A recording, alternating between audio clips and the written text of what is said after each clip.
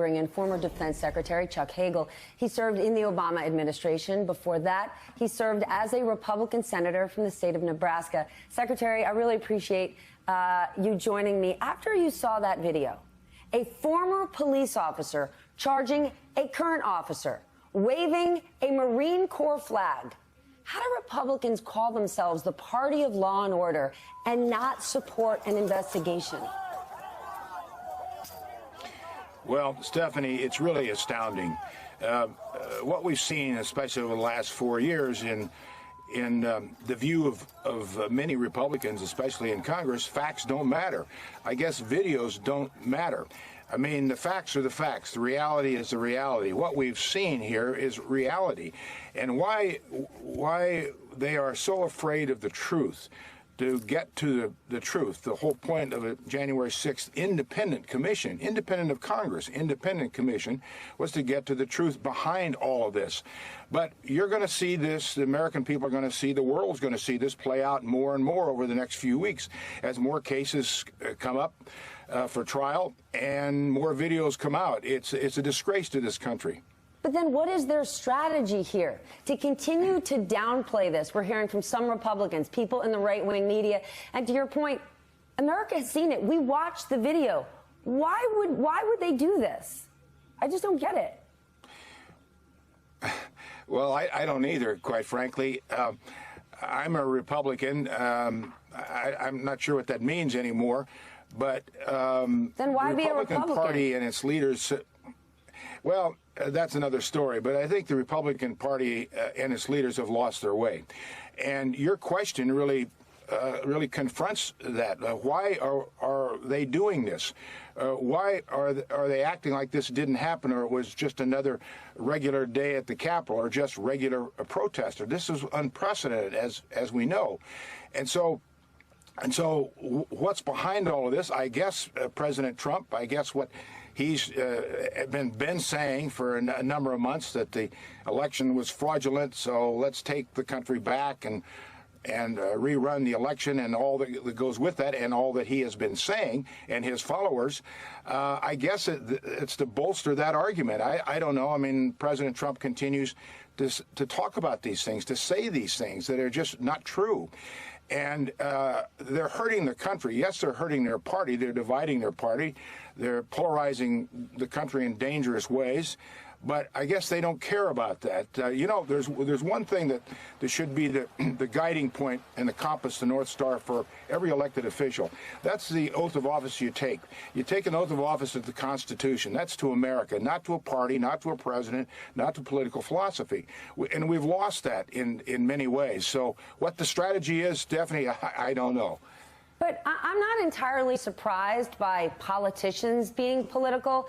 I want to ask you about veterans. You're the former defense secretary. You yourself are a veteran. What do you make of the large number of active or former police officers and military veterans who were personally involved, who were insurrectionists themselves?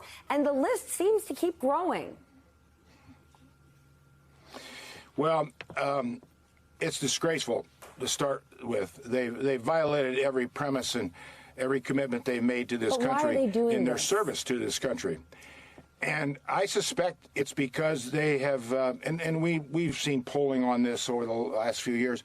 They've lost confidence and trust in our institutions and our leaders. They have fallen prey to the crazies who are out there spreading lies about our government, about our country, about our leaders. I mean, President Trump's whole 4 years in office was about that. Was about misdirection.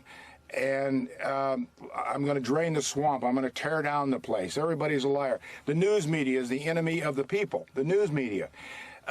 So I suspect that they've fallen victim to believing that kind of thing, and they think that this is the way to change it, to resurrect whatever they believed. And I'm sorry about that. The whole country is, because we all suffer from that, because it infects all institutions. I mean, Lloyd Austin's got an issue over at DOD as he is dealing with this issue, extremism. Every institution in our country is dealing with this issue. How deep is extremism in in the body of an institution. And it's a serious challenge to this country. It's just stunning because you would think that veterans, law enforcement, sort of the most grounded people we have are out there following a totally distorted reality from a former reality TV star who lost the presidency. I do want to ask you about politics and Minority Leader Mitch McConnell's strategy. It seems like he's going with his former playbook that he used when Obama was in office, block, block, block. Can you help me understand how local politics works, especially around infrastructure? I'm not a Kentuckian, but I would guess people from Kentucky can certainly use new roads, bridges, and better broadband. How does "I'm just going to block everything" work in politics? Well, I don't think it's a good strategy for obvious reasons. And you take the issue infrastructure. I mean, who's opposed to infrastructure? Republicans, Democrats, independents, communists. Everybody likes infrastructure because it brings jobs. It brings economic benefit to a community. It improves a community. It improves in every way. But I think what Mr. McConnell's strategy is, you've got a 50-50 Senate, and everything is about next November to break that 50-50 lock. And I suspect that he is maneuvering and strategizing everything going on now to get to that 50-50 deadlock issue next November so the Republicans can retake the Senate. The House has got a Democratic majority by a narrow 6 or 7 votes. Same thing with McCarthy in the House. I think that's terribly irresponsible for this country. I don't think any leader should put that first over the interests of a country, their political interests of their party. But unfortunately, we are at that point, I think, in this country. Secretary, and leaders who do that fail the country. I guess I'm just naive. I would think that if I lived somewhere that needed new roads and bridges and better Wi-Fi, the people from my state would look and see how I voted on approving that. And if I voted against it, they wouldn't like it very much. I don't know politics, I guess. Secretary, thank you for joining me this morning. I appreciate it. I have to leave it there.